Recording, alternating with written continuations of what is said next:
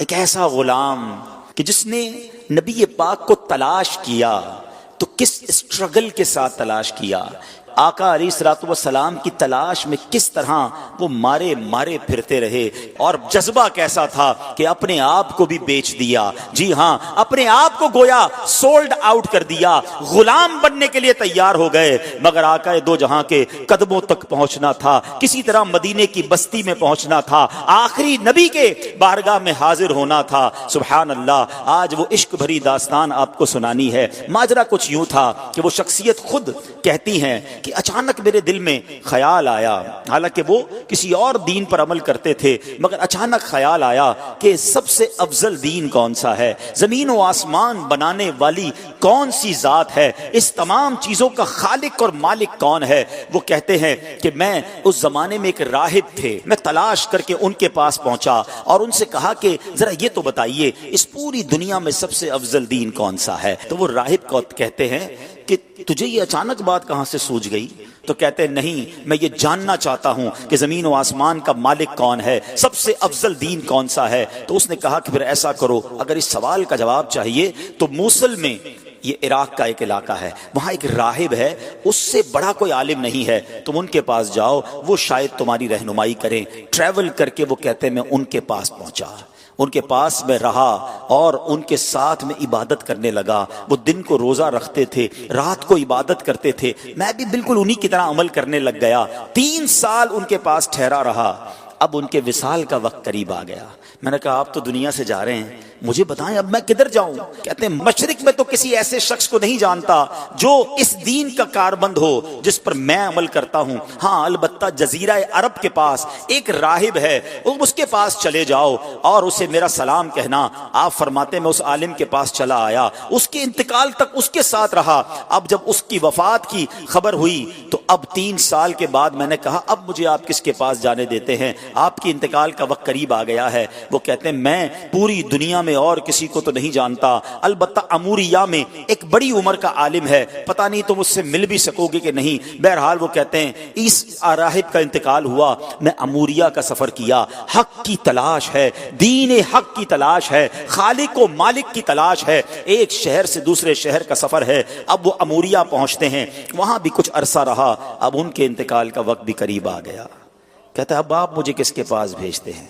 وہ کہتے ہیں اب دنیا میں میرے علم کے مطابق کوئی ایسا عالم نہیں جو حق پر ہو، البتہ ایک زمانہ قریب آتا جا رہا ہے جب حضرت ابراہیم علیہ السلام کی آل میں ایک شخص پیدا ہوگا، کئی 100 سال باقی ہیں، تم اس کو نہیں پا سکو گے، لیکن دیکھو اس کے علاوہ کسی اور کے پاس مت جانا، اگر تم وہ زمانہ پالو تو پھر تم ان کو ضرور ان کا ساتھ دینا، وہ حق پر ہوں گے۔ اور سنو اس شخصیت کی نشانی یہ ہے، انہی کی قوم کے لوگ انہیں ساحر کہیں گے، معاذ اللہ جادوگر کہیں گے، مجنون کہیں گے، کاہن کہیں گے، اور دیکھو ان کی ایک نشانی اور ہے، ہدیہ دو گے نا تو تناول کر لیں گے، صدقہ دو گے تو وہ اس میں سے کچھ نہیں کھائیں گے۔ اور سنو ان کے دونوں کاندھوں کے درمیان، دونوں شانوں کے درمیان مہر نبوت بھی جگمگا رہی ہوگی۔ میرے آقا کی بھی کیا شان ہے، ابھی دنیا میں ظاہری آئے نہیں ہیں، زمانہ پہلے ہی دیوانہ ہے۔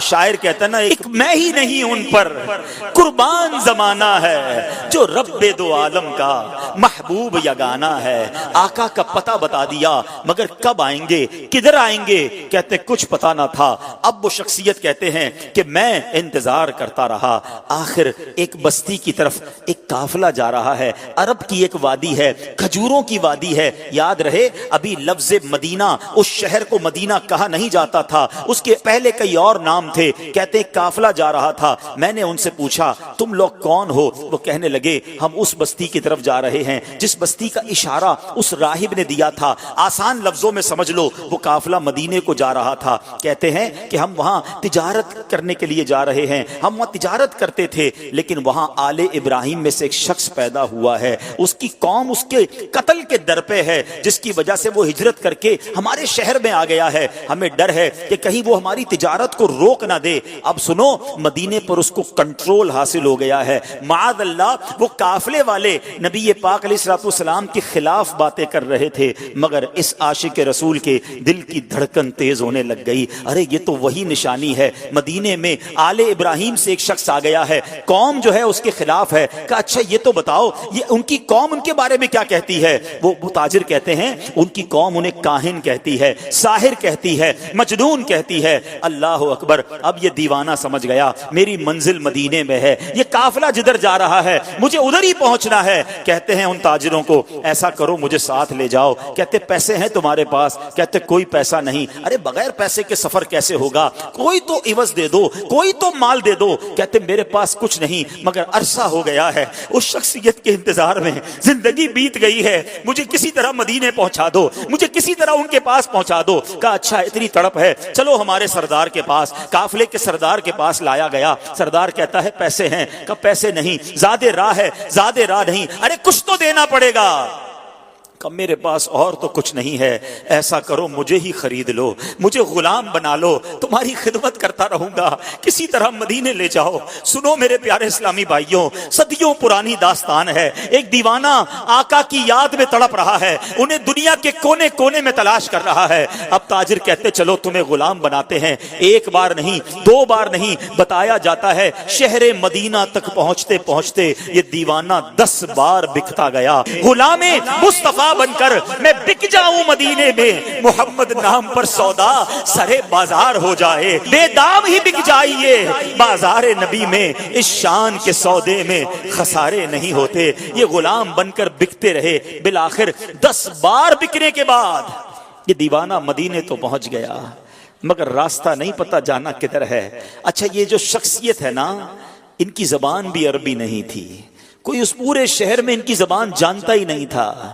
یہ فارسی بولتے تھے, مدینے میں سارے لوگ عربی بولتے تھے. کس سے راستہ پوچھتے, کس سے معلومات لیتے, جانا کدھر ہے, نام پتا نہیں ہے. اب غلام تھے, اس نے مدینہ پاک میں کھجوروں کے باغ میں لگا دیا کہ اب تمہارا کام کھجوریں توڑنی ہیں. کہتے میں کھجوریں توڑتا تھا, میں محنت مزدوری کرتا تھا, میں نے پیٹھ پر اتنا بوجھ اٹھایا کہ میرا سینہ جو ہے اور پیٹ جو ہے وہ پیٹھ کی طرف چلا گیا. بس مزدور بنا ہوا تھا, انتظار تھا نبی آخر الزمان کا, کبھی تو دیدار ہوگا, کبھی تو ان کا جلوہ دیکھوں گا, کبھی تو ان کی غلامی اختیار کروں گا. مگر لوگ قریب سے گزرتے تھے, میری زبان ہی کوئی نہیں سمجھتا تھا. کہتے ہیں اب ایک دن ایک بوڑھی خاتون آئی, میں نے اس سے بات کی, وہ میری بات سمجھ گئی اور اس نے کہا کہ میں نے اس سے عرض کی کہ ماں جی مجھے بتا دو وہ شخصیت کہاں ہے جو نیا دین لے کر آئے ہیں, جو حضرت ابراہیم کی اولاد میں سے ہیں, جو اللہ وحدہ لا شریک کی طرف بلاتے ہیں, مجھے ان کا پتہ بتا دو. اب وہ کہتی ہیں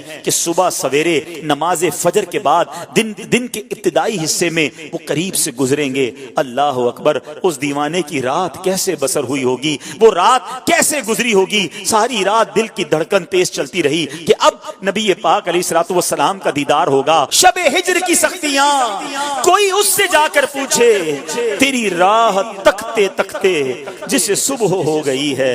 ساری رات جلوہ جانا کا تصور ہے, کیسی شخصیت ہوگی, چہرہ کیسا ہوگا, مسکراہٹ کیسی ہوگی, اللہ کے حبیب دکھتے کیسے ہوں گے, میں ان کا غلام بنوں گا, کیا مجھے قبول بھی فرمائیں گے کہ نہیں. وہ رات گزر گئی اور جب صبح ہوتی ہے تو پیارے آقا علیہ الصلوۃ والسلام قریب سے گزرتے ہیں, فوراً کھجوروں کا ایک چھوٹا سا حصہ لے کر آقا کی بارگاہ میں جاتے ہیں. کہتے ہیں حضور آپ کے لیے تحفہ لایا ہوں. ارشاد ہوا بتاؤ کیا یہ صدقہ ہے؟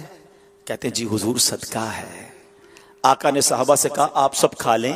نبی پاک نے تناول نہیں فرمایا. پہلی نشانی کنفرم ہو گئی. دوبارہ گیا ایک اور کھجوروں کا تھال لے کر, کہا حضور یہ لایا ہوں. کہا صدقہ ہے؟ کہا نہیں حضور ہدیہ ہے, تحفہ ہے. آقا علیہ الصلوۃ والسلام نے خود بھی کھایا, خود بھی تناول فرمایا, اپنے صحابہ میں بھی تقسیم کیا. دوسری نشانی پوری ہو گئی. اب دل بیتاب ہے کہ مہر نبوت دیکھنی ہے. راہب نے بتایا تھا کہ دونوں کاندھوں کے درمیان ایک بڑی خوبصورت سی مہر نبوت, حدیث کی کتابوں میں لکھا ہے کبوتر کے انڈے کی طرح نبی پاک کی پیٹھ مبارک پر دونوں شانوں کے درمیان مہر نبوت تھی. اب آقا علیہ الصلوۃ والسلام 2 چادریں پہنا کرتے تھے, چادر پہنی ہوئی ہے, اور وہ شخصیت کہتے کبھی میں دائیں جا کر دیکھنے کی کوشش کرتا، چادر تھی اس لیے دیکھ نہیں پاتا تھا۔ اللہ اکبر، نبی پاک میری طرف دیکھ کر مسکرائے۔ آقا نے سمجھ لیا کہ میں کیا دیکھنا چاہتا ہوں، نبی پاک نے اپنی مبارک چادر اتاری، کہا جو ڈھونڈ رہے ہو، جو دیکھنا چاہتے ہو آؤ دیکھ لو۔ وہ دیوانہ کہتا ہے میں دوڑتا ہوا گیا، مہر نبوت دیکھی اور نبی پاک کی پیٹھ سے لپٹ گیا، چومنے لگ گیا، کہ حضور آپ کی تلاش میں مارا پھر رہا ہوں، بہت عرصہ ہو گیا ہے حضور، بہت دیر سے آپ کو تلاش کر رہا ہوں، آقا اب آپ کے قدموں میں آ گیا ہوں، اپنی غلامی میں قبول فرما لیجئے۔ اللہ اکبر، نبی پاک علیہ الصلوۃ والسلام نے انہیں اپنی غلامی میں قبول فرمایا، کلمہ پڑھ کر دامن مصطفیٰ سے وابستہ ہو گئے۔ سنو وہ کون تھے جو اتنی تلاش کے بعد پہنچے، جو اتنے عرصے کے بعد نبی پاک کے قدموں میں پہنچے؟ وہ کوئی اور نہیں، وہ حضرت سلمان فارسی رضی اللہ تعالیٰ عنہ ہیں۔ صحابہ کرام میں سب سے بڑی عمر آپ نے پائی، ایک روایت کے مطابق 250 سال آپ کی جو ہے وہ عمر مبارک تھی، اور بڑی تلاش کے بعد نبی پاک کے پاس پہنچے۔ اب سنو، اب نبی پاک کو جب پوری داستان سنائی کہ آقا کیسے پہنچا ہوں، گر پڑ کے پہنچا ہوں حضور، غلام بن گیا ہوں، بک گیا ہوں آپ تک پہنچتے پہنچتے ہیں، مگر میرے آقا تو کریم ہے نا، تم اس کے مددگار ہو، تم اس کے طرفدار، جو تم کو نکمے سے نکما نظر آئے، لگاتے ہو اس کو بھی سینے سے آقا، جو ہوتا نہیں منہ لگانے کے قابل۔ آقا فرماتے میں تمہیں خریدوں گا، جاؤ اپنے آقا سے پوچھ کر آؤ کیا ڈیمانڈ کرتا ہے، تمہیں آزاد کرنے کی قیمت کیا ہے۔ اب وہ کیا کہتا ہے، 300 درخت کھجوروں کے لگائیں، پھلدار درخت، اور 40 اوقیہ سونا، یہ ملے گا تو تمہیں آزاد کروں گا۔ یہ بہت بڑی قیمت ہے، اور یاد رہے کھجور کا درخت فوراً لگاتے ہی پھل نہیں دیتا، بعض اوقات 3 سال، بعض اوقات 5 سال میں پھل دیتا ہے۔ اللہ اکبر، نبی پاک علیہ الصلوۃ والسلام نے فرمایا کہ اب میں خود اپنے ہاتھوں سے پودے لگاؤں گا۔ نبی پاک بھی جاتے ہیں، صحابہ بھی جاتے ہیں، پودے لگائے جاتے ہیں، آقا اپنے ہاتھوں سے پانی ڈالتے ہیں، میرے آقا کی شان دیکھو، پانی ڈالتے ہیں اور درخت بڑا ہونا شروع ہو جاتا ہے۔ کچھ ہی دنوں میں وہ درخت پھلدار ہو جاتا ہے، پورے مدینے میں شور مچ جاتا ہے کہ جناب یہ کیسا شان والا غلام ہے جس کے لیے کھجور کے درخت بھی بڑے ہو گئے۔ نبی پاک نے سونا بھی عطا فرمایا، گویا پیارے آقا علیہ الصلوۃ والسلام نے اپنے عاشق کی قیمت خود ادا کی۔ وہ کہتے ہیں نا جب تک بکے نہ تھے کوئی پوچھتا نہ تھا، تم نے خرید کر مجھے انمول کر دیا۔ میرے آقا نے یہ باغ اپنے ہاتھوں سے لگایا۔ الحمدللہ 1980-85 تک جو لوگ مدینہ منورہ جاتے رہے نا، انہوں نے اپنی آنکھوں سے وہ باغ دیکھا کہ جسے سلمان فارسی رضی اللہ عنہ کا باغ کہا جاتا تھا۔ وہ پودے، وہ درخت آج بھی، آج سے 20-25 سال پہلے بھی موجود تھے، جو عاشقان رسول اپنی آنکھوں سے دیکھتے تھے۔ جس طرح قربانی کے ساتھ حق کی تلاش کی، رب کریم ہمیں بھی اپنے دین کی خاطر قربانیاں دینے کی توفیق عطا فرمائے۔ جس عشق کے ساتھ نبی پاک کا دامن تھاما، اپنا سب کچھ لٹا دیا، اللہ ہمیں بھی نبی پاک کی غلامی میں قربانی دینے کی اور خرچ کرنے کی توفیق نصیب فرمائے۔ امتحان آئے تو دنیا کو ٹھکرا کر غلامی مصطفیٰ سچی اپنانے کی توفیق عطا فرمائے۔